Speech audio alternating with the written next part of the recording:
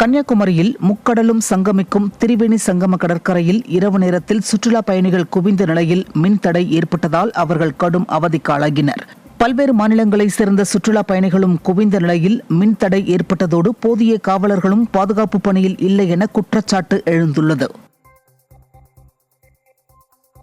தூத்துக்குடி மாவட்டம் விளாத்திக்குளம் அருகே செயல்பட்டு வரும் மணமகிழ் மன்றத்தால் அடிக்கடி விபத்துகள் ஏற்பட்டு அச்சுறுத்தலுக்கு ஆளாகி வருவதாக பொதுமக்கள் குற்றம் சாட்டியுள்ளனர். மேலும் விளையாட்டு கூடத்துடன் இணைந்து மணமகிழ் மன்றம் அமைந்துள்ள நிலையில் விளையாட்டு பயிற்சிகள் ஏதும் நடைபெறவில்லை என்றும் மதுபான விற்பனை மட்டுமே நடைபெறுவதாகவும் கூறப்படுகிறது.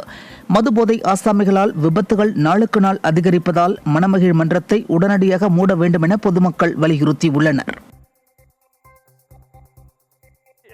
அரசு அலுவலகங்களை சுற்றி இந்த மதுபான விதியை மீறி செயல்பட்டு வருது.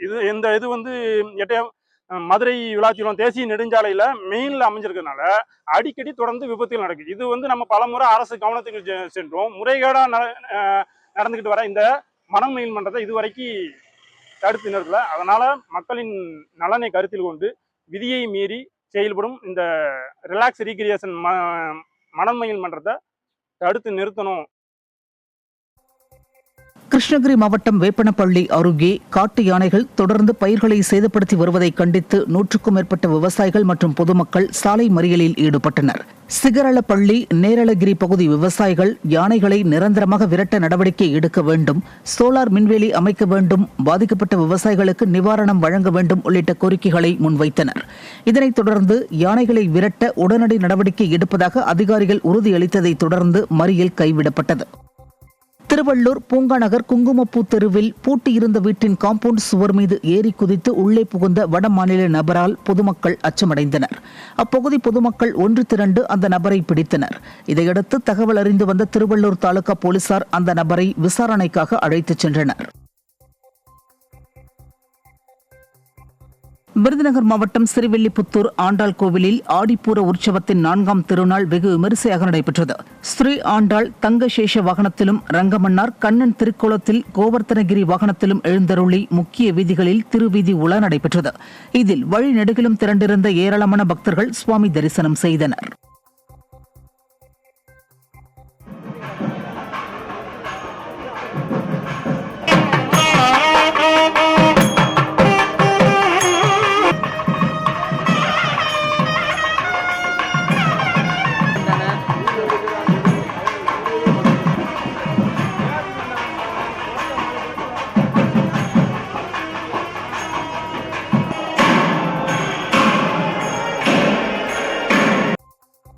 கோவையில் நடைபெறும் மாநில அளவிலான தடகள போட்டிகள் விறுவிறுப்பாக நடந்து வரும் நிலையில் நேரு விளையாட்டு மைதானம் உரிய பராமரிப்பின்றி சுகாதார சீர்கேடாக காட்சியளிப்பது அதிர்ச்சியை ஏற்படுத்தியுள்ளது.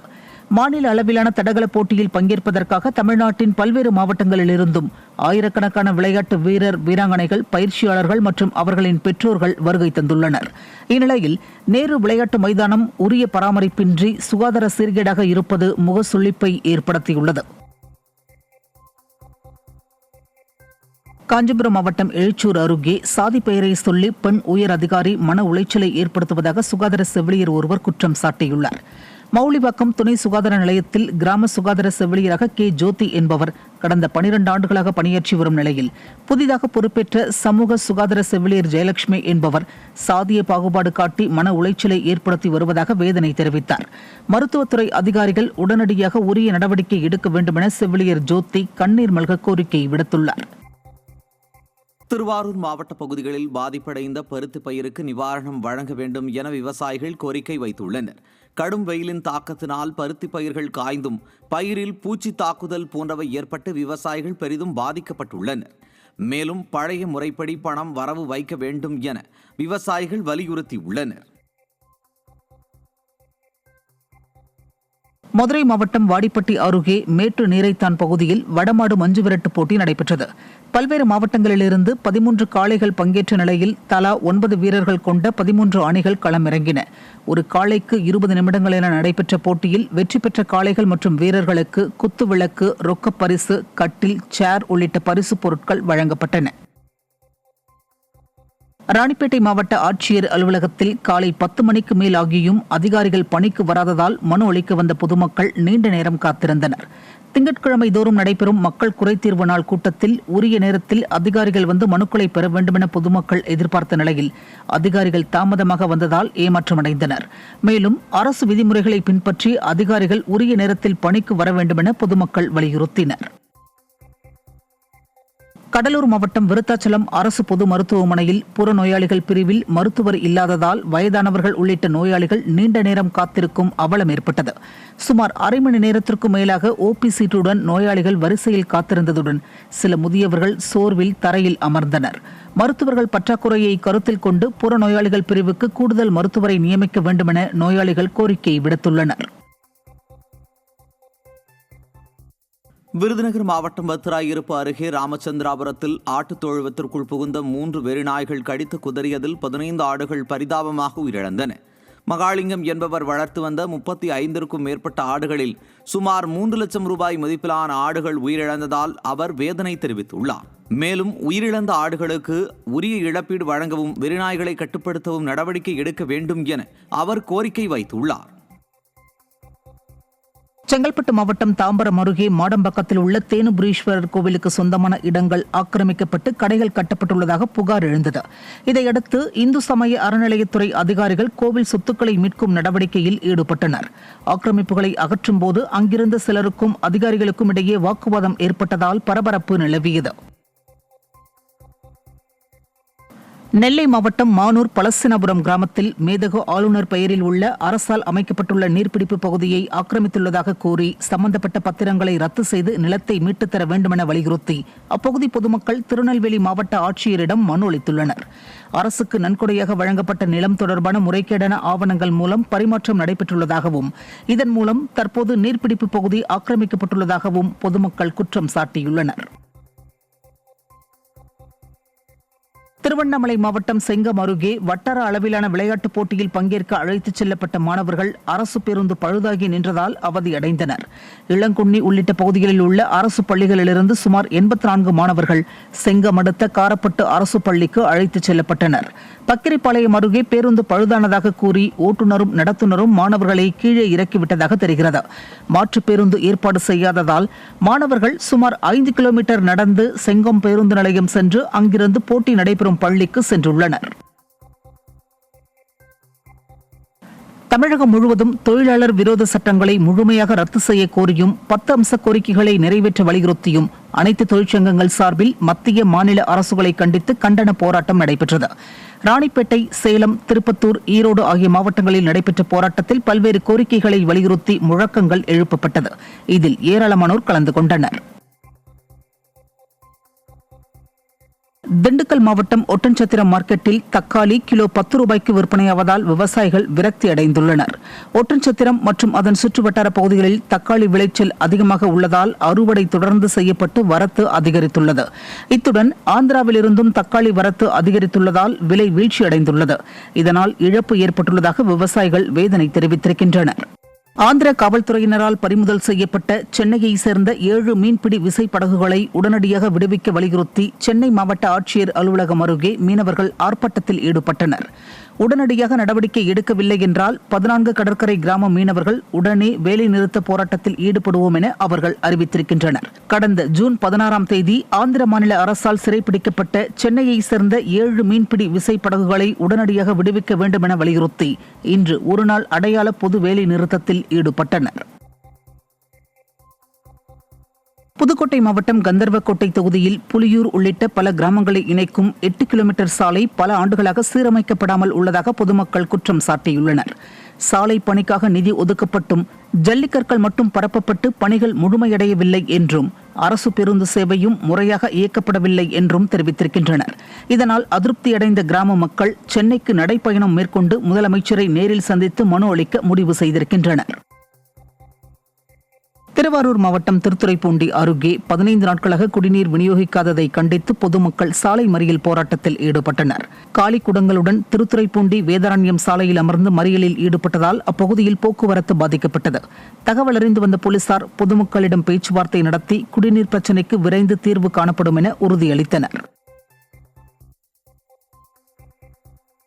கிருஷ்ணகிரி மாவட்டம் போச்சம்பள்ளி பேருந்து நிலைய வளாகத்திற்குள் சட்டவிரோதமாக கடைகள் அமைத்து வியாபாரம் செய்யப்படுவதால் பேருந்துகள் வந்து செல்வதிலும் பயணிகளுக்கும் கடும் நெரிசல் ஏற்படுகிறது. மேலும் அழுகிய காய்கறி கழிவுகளால் துர்நாற்றம் வீசி சுகாதாரம் சீர்கேடடைந்த மாணவர்கள் மற்றும் பயணிகள் கடும் அவதிக்குள்ளாகி வருகின்றனர். இதுகுறித்து நடவடிக்கை எடுக்காமல் வட்டார வளர்ச்சி அலுவலர் அலட்சியமாக பதிலளிப்பதாக குற்றம் சாட்டியுள்ள பொதுமக்கள் கடைகளை அகற்றி வார சந்தைகள் மாற்றவும் அந்த அலுவலர் மீது நடவடிக்கை எடுக்கவும் மாவட்ட நிர்வாகத்திற்கு கோரிக்கை விடுத்துள்ளனர். சிவகங்கையில் விவசாய தொழிலாளர்கள் சங்கத்தினர் தலைமை தபால் நிலையம் முன்பு மத்திய அரசுக்கு எதிராக சாலை மறியல் போராட்டத்தில் ஈடுபட்டனர். தொழிலாளர்களை பாதிக்கும் 4 சட்ட தொகுப்புகளையும் அமெரிக்க உடனான தடையற்ற வர்த்தக ஒப்பந்தத்தையும் ரத்து செய்ய கோரி முழக்கங்களை எழுப்பினர். மேலும் விவசாயிகள் மற்றும் தொழிலாளர்களின் உரிமைகளை பாதுகாக்க அனைத்து விவசாயிகளும் ஒன்றுபட்டு போராட வேண்டும் என அவர்கள் வலியுறுத்தினர்.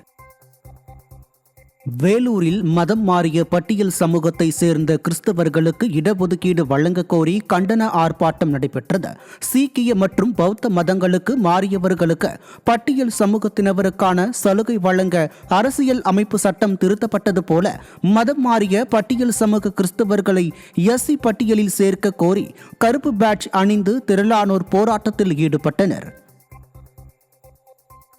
கரூர் மாவட்டம் குளித்தலையில் மின்சார திருத்த சட்டத்தை திரும்ப பெற வலியுறுத்தி வேளாண் தொழிற்சாலைகள் அமைக்க கோரியும் விவசாய சங்கத்தினர் மற்றும் தமிழ்நாடு விவசாய தொழிலாளர் சங்கத்தினர் மத்திய அரசுக்கு எதிராக ஆர்ப்பாட்டம் நடத்தினர்.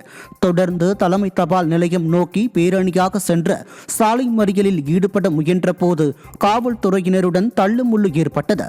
தடுப்புகளை தாண்டி மறியலில் ஈடுபட்ட 58 பேரை போலீசார் குண்டுக்கட்டாக கைது செய்து தனியார் திருமண மண்டபத்தில் அடைத்தனர்.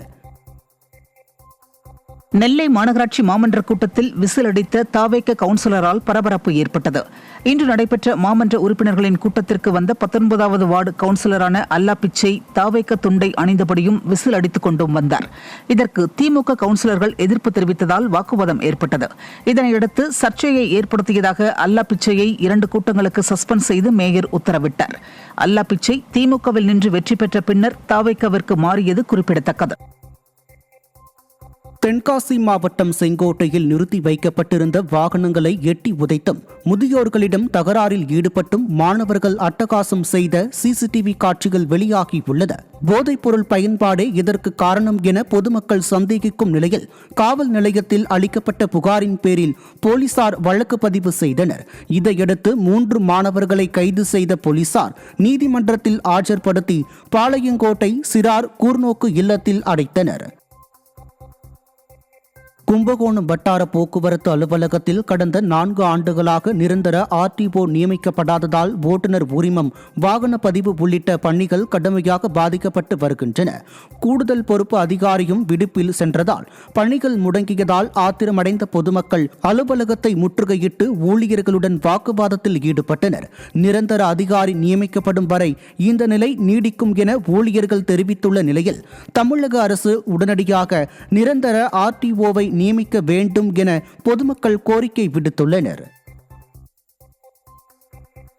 கள்ளக்குறிச்சி 2 கூட்டுறவு சர்க்கரை ஆலையில் 2025-26 ஆண்டுக்கான சிறப்பு அரவை பருவம் மற்றும் 2026-27 ஆண்டுக்கான முதன்மை அரைவை பருவம் தொடக்க விழா வெகு விமர்சையாக நடைபெற்றது. கச்சிராபாளையத்தில் செயல்பட்டு வரும் அந்த ஆலையை மாவட்ட ஆட்சியர் பத்மஜா கரும்பு துண்டுகளை அரைவை இயந்திரத்தில் செலுத்தி தொடங்கி வைத்தார். விழாவில் ஆலை அங்கத்தினர்கள், உள்ளாட்சி அமைப்புகளின் பிரதிநிதிகள், பணியாளர்கள் பலர் பங்கேற்றனர். திருத்தணியில் இருந்து வேலூருக்கு புறப்பட்ட அரசு பேருந்து பாதி வழியில் பழுதாகி நின்றதால் பயணிகள் அவதியடைந்தனர். திருவள்ளூர் மாவட்டம் திருத்தணி நகராட்சி பேருந்து நிலையத்தில் இருந்த 777 எண் கொண்ட அரசு பேருந்து 50க்கும் மேற்பட்ட பயணிகளுடன் சென்று கொண்டிருந்தது. அப்போது திடீரென கமலா தியேட்டர் பகுதியில் பேருந்து பழுதாகி நின்றுள்ளது. இதனால் பயணிகள் கடும் அவதியடைந்துள்ளனர். இது மட்டுமல்லாமல் கடும் போக்குவரத்து நெரிசல் ஏற்பட்டுள்ளது.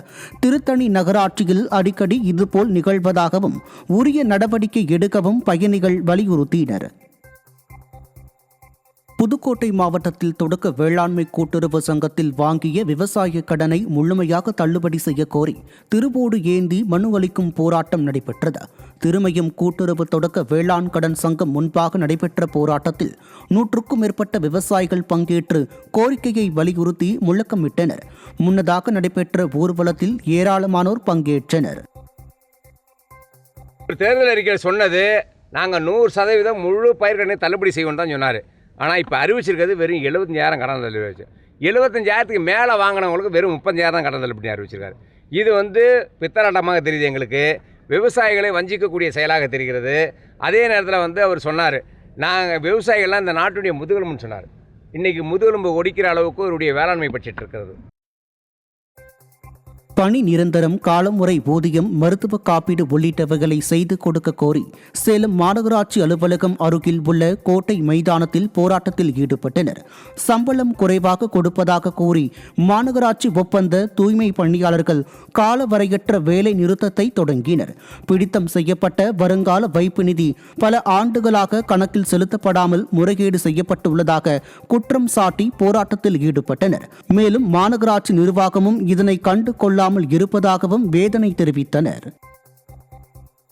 எங்களை விட்டு கான்டாக்ட் பண்ணா வேலை செஞ்சுட்டு இருக்கோம். எங்களுக்கு சம்பளம் பேசிக்கா பாத்தீங்கன்னா 400 சில்லறை தான் தராங்க. ஆனா அதே நிரந்தர பணியாளருக்கு பாத்தீங்கன்னா 2000க்கு மேல சம்பளம் வருது. ஆனா வேலை நேரம்னு பாத்தீங்கன்னா எல்லாரும் ஒரே வேலை தான் செய்யறோம். அவங்கள விட நாங்க எக்ஸ்ட்ராவே வேலை செய்யறோம்.